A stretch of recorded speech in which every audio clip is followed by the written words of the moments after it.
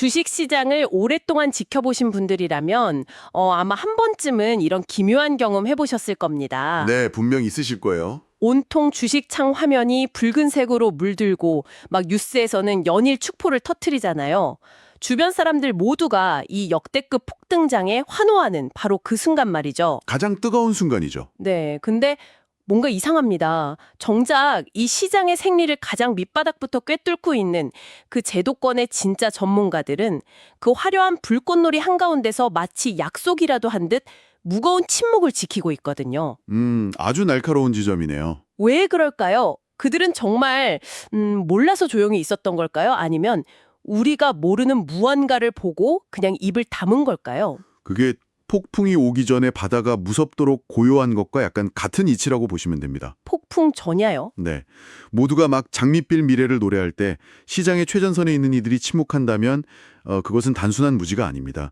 오히려 너무나 많은 것을 너무나 분명하게 알고 있기 때문에 발생하는 뭐랄까 의도된 고요함인 거죠. 아, 의도된 고요함이다. 네. 오늘 우리가 파헤칠 딥다이브 자료가 바로 경제뉴스 잔혹사 3부 대본입니다. 네, 아주 흥미로운 자료죠. 이번 분석의 목표는 명확합니다. 여러분, 겉으로 드러난 화려한 경제뉴스의 그 헤드라인, 그 뒤에 숨어서 움직이는 거대 자본의 진짜 의도를 읽어내는 것, 그리고 제도권 전문가들의 굳게 담은 입술 사이에 숨겨진 절박한 경고 메시지를 해독해내는 겁니다. 해독이라는 표현이 딱 맞습니다. 먼저 그 의도된 고요함의 정체부터 좀 짚어보죠. 전문가들은 대체 왜 위기 앞에서 입을 닫는 건가요? 알면 알려줘야 하는 거 아닌가요? 이게 사실 그 뉴스를 생산하고 해설하는 사람들의 직업적 생존 구조를 좀 들여다봐야 하거든요. 생존 구조요? 네, 흔히들 대중은 전문가들이 시장의 모순이나 다가올 위기를 전혀 눈치채지 못해서 경고를 안 했다 이렇게 생각하기 쉽잖아요. 그렇죠. 무능해서 그런 거 아니냐 이렇게들 많이 욕하죠. 맞아요. 하지만 그들에게는 사실 목숨과도 같은 아주 절대적인 가치가 딱 하나 있습니다. 바로 공신력입니다. 아, 공식력? 네. 금융시장에서 애널리스트나 펀드 매니저의 공신력은 곧 그들의 커리어 자체를 의미하거든요. 그러니까 한번 흠집이 나면 다시 회복하기 힘든 자산이라는 거군요. 그렇습니다. 수많은 데이터나 막 수급의 흐름을 보면서 그들도 당연히 감지하죠.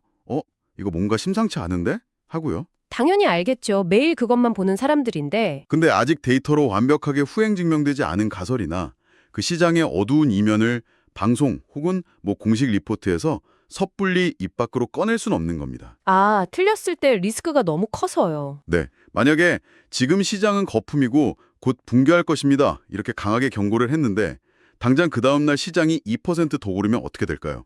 상상만 해도 끔찍하네요. 온갖 커뮤니티에서 조롱당하고 난리 나겠죠. 대중의 비난은 말할 것도 없고 소속기관의 신뢰도까지 아주 치명상을 입습니다. 게다가 그들 스스로가 거대한 펀드를 굴리거나 시장에 소속된 직접적인 참여자란 말이죠. 아, 제3의 관찰자가 아니군요. 그렇죠.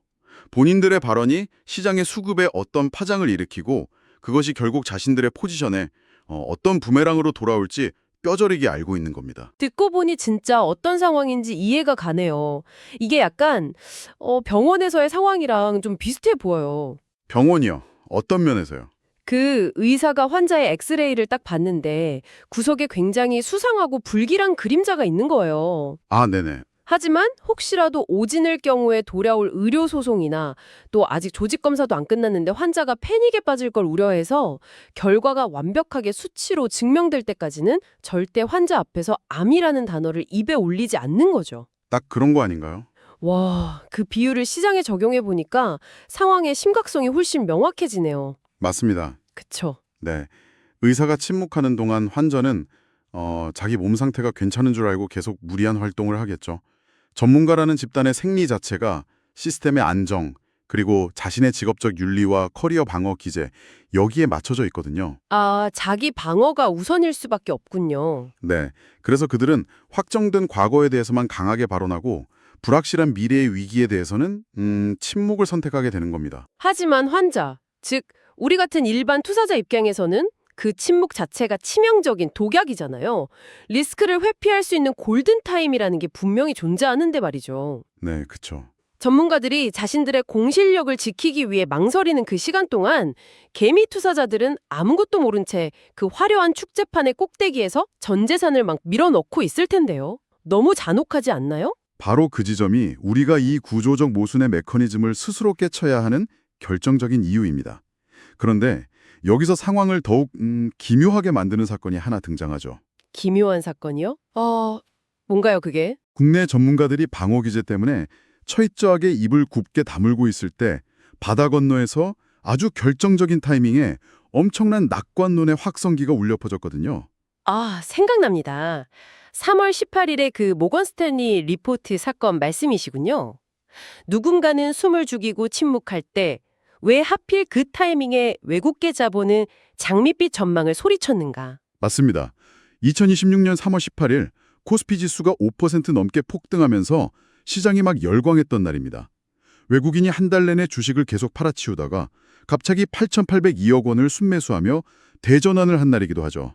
엄청난 금액이었죠. 네. 그런데 공교롭게도 딱 이 시점에 맞춰서 모건 스탠리에서 한국 자본시장 개혁이 궤도에 올랐고 코스피가 2년 내에 8,500에 도달할 것이다. 이런 파격적인 보고서를 던집니다. 잠깐만요. 사실 이 부분에서 저는 솔직히 좀 의문이 듭니다. 네, 말씀하시죠. 모건 스탠리 같은 거대한 글로벌 금융기관이 막 철저한 분석이나 모델링 없이 아무 숫자나 막 던졌을 일은 없잖아요. 일각에서는 이걸 두고 거대 자본이 시장을 조종하려고 가짜 리포트를 냈다 이렇게도 말하던데 그건 너무 음모론적인 시각 아닌가요? 좋은 질문입니다. 이게 영화에 나오는 것처럼 어두운 방에 모여서 야, 개미를 털어먹자 이렇게 작당 모의를 하는 식의 음모론 관점으로 접근하면 절대 안 됩니다. 그렇죠. 그건 좀 비현실적이죠. 네, 이것은 철저하게 차가운 유동성 메커니즘의 결과입니다. 그 보고서의 밸류에이션 모델 자체가 뭐 수학적으로 조작되었다 이런 뜻이 아니거든요. 그럼 우리가 뭘 주목해야 하는 거죠? 우리가 주목해야 할 것은 그 8,500이라는 숫자의 타당성이 아니라 거대 자본이 움직이는 엑시트의 물리적 한계, 그리고 리포트가 발표된 타이밍, 이 두 가지의 상관관계입니다. 엑시트의 물리적 한계라는 게 구체적으로 어떤 의미인가요? 그 수조 원을 굴리는 글로벌 자본이나 거대 기관들은 일반 개인 투자자처럼 스마트폰 앱 딱 켜서 시장가 전량 매도 버튼 누르고 바로 빠져나갈 수가 없어요. 덩치가 너무 커서요? 네. 그들이 보유한 물량을 한 번에 시장에 던지면 받아줄 매수세가 부족해서 주가가 그야말로 폭포수처럼 쏟아져 내립니다. 저희 업계에서는 이걸 슬리피지 현상이라고 하거든요. 슬리피즈, 미끄러진다는 뜻이네요? 맞습니다. 결국 자신들이 팔아야 할 자산을 제값보다 훨씬 헐값에 넘기게 되는 셈이죠.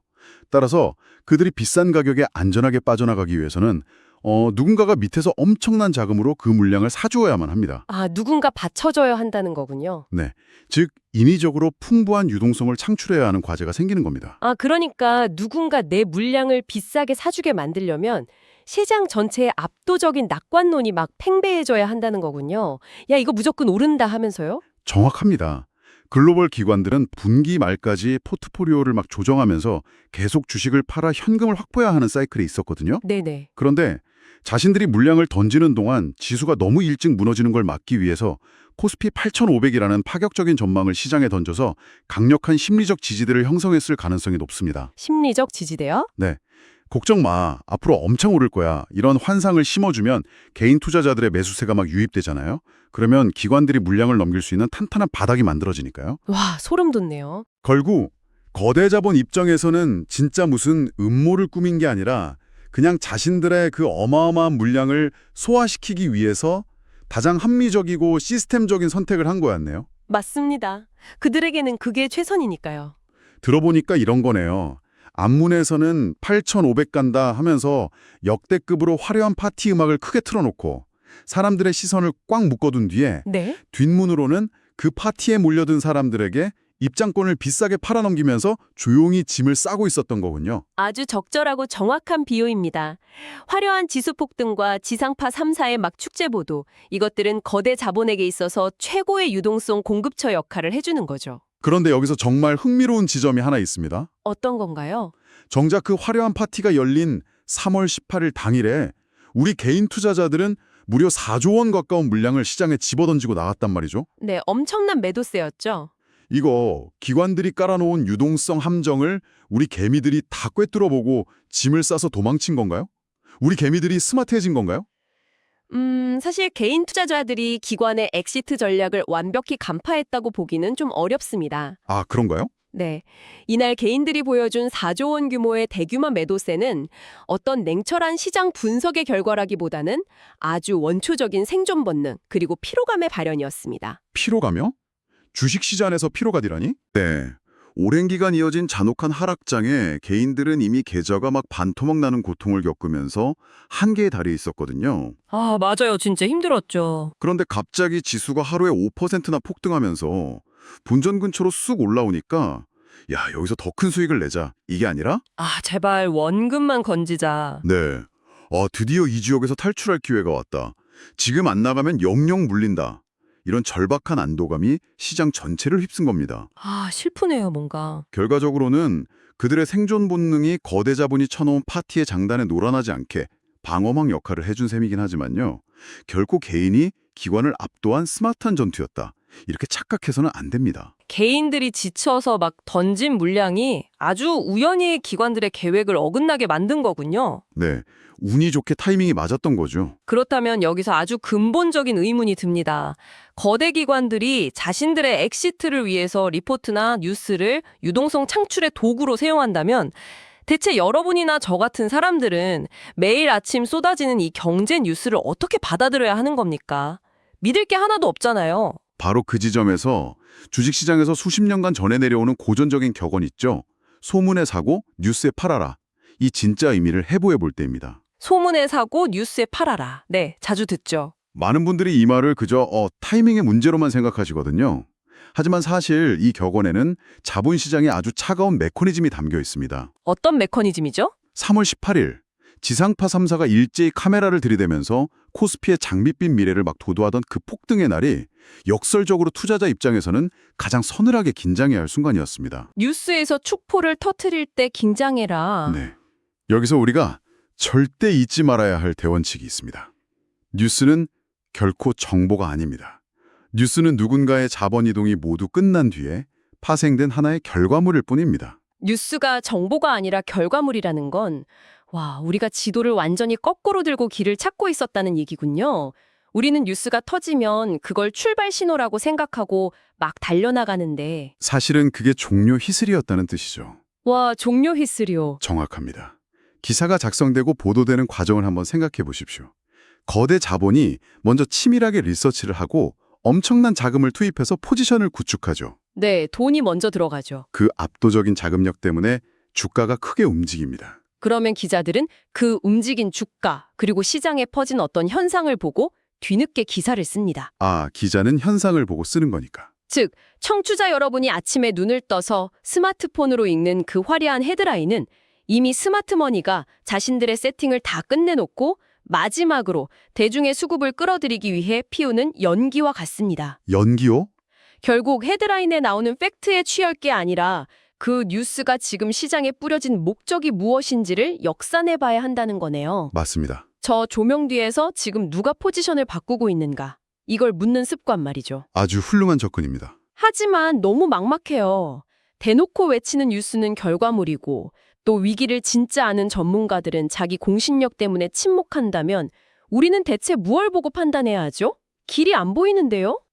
답이 아주 없는 것은 아닙니다. 방법이 있나요? 전문가들이 그 공신력의 늪에 빠져서 대놓고 여러분 도망칩시오 이렇게 말하지는 못하지만 그들 역시 직업적 양심이나 혹은 나중에 책임 회피를 위해서 아주 교묘한 방식으로 시장의 구조 신호를 끊임없이 던지고 있습니다. 구조 신호요? 그걸 우리가 볼 수 있다고요? 네, 다만 그것이 고도로 정제된 아주 점잖은 금융용어로 예쁘게 포장되어 있을 뿐이죠. 그래서 우리에게는 그들의 완곡한 표현을 직설적인 경고로 해독해내 실전 번역기가 필요합니다. 실전 번역기라, 이거 흥미롭네요. 경제뉴스나 증권사 시황브리핑에서 매일 쏟아지는 그 점잖은 멘트들의 진짜 속뜻을 한번 벗겨보죠. 네, 한번 해보시죠. 오늘 딥다이브 대본에 등장하는 대표적인 표현들을 제가 읽어보겠습니다. 청취자 여러분도 한번 뜻을 유추해보세요.